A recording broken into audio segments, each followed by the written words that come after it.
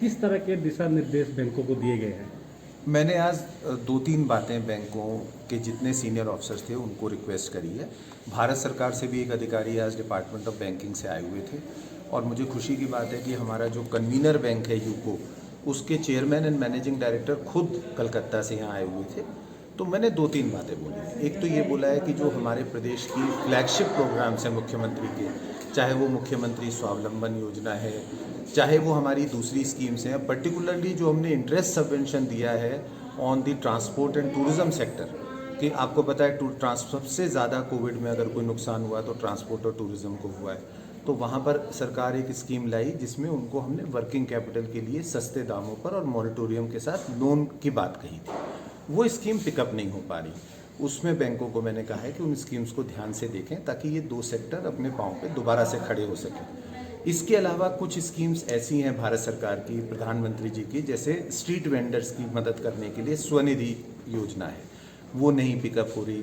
तो आज मैंने यही आग्रह किया जो सीनियर ऑफिसर्स थे कि वो हर महीने एक वीडियो कॉन्फ्रेंस जरूर किया करें अपने ब्रांच मैनेजर्स के साथ, और उसमें पहला एजेंडा आइटम ये रखें कि जो ये फ्लैगशिप प्रोग्राम्स हैं राज्य सरकार के और केंद्र सरकार के, उन फ्लैगशिप प्रोग्राम्स में ब्रांच मैनेजर की लेवल पर अगर किसी तरह की उदासीनता है तो उसे दूर करवाएं। दूसरी जो महत्वपूर्ण बात है वो ये है कि हमारे प्रदेश में जो सीडी रेशियो है, जो हमारे लोग पैसा जमा करते हैं और जो उनको लोन दिया जाता है, वो भारतवर्ष के जो नॉर्म्स हैं, नॉर्म्स या जो भारतवर्ष की प्रतिशतता है पूरे देश की, उससे भी कम है। मतलब अगर देश में सीडी रेशियो 60% है तो हमारा 40, 42, 43 ऐसे चलता रहता है। इसका मतलब हमारे लोग पैसा ज़्यादा जमा करवाते हैं बैंकों में और लोन उन्हें कम मिलता है। अब ये क्यों ऐसा हो रहा है? क्योंकि अगर लोन होगा, इकोनॉमी में लोन जाएगा तो उसका प्रोडक्टिव यूज़ होगा, लोगों का जीवन स्तर भी सुधरेगा।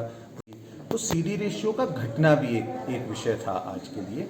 अब कहा है इनको सारे बैंकर्स को, और मुझे लगता है कि हमें मिलकर हम इस चीज़ को और अच्छा करें। सर, ये जो सस्ते दर पर पता है वो तो सरकार की योजनाओं को आप देख लो। जैसे फॉर एग्जांपल मैं उदाहरण के लिए एक बात कहता हूँ और फिर मैं आपसे माफ़ी मांगूंगा, मुझे जाना है कहीं। जैसे हमने 2 लाख रुपए पर बस पे ट्रांसपोर्ट वालों को दिया है कि जो ट्रांसपोर्ट प्राइवेट ऑपरेटर्स हैं, अगर उनके पास बसें हैं तो वो हर बस पे 2 लाख रुपए का लोन ले सकते हैं वर्किंग कैपिटल के लिए, और उसमें हमने 20 लाख की अपर लिमिट रखी है। तो इसी तरह से टूरिज्म में भी है, तो उसको आप ध्यान से देख लीजिएगा। पर मैं चाहूँगा कि ये योजनाएं बढ़ें यहाँ। सर,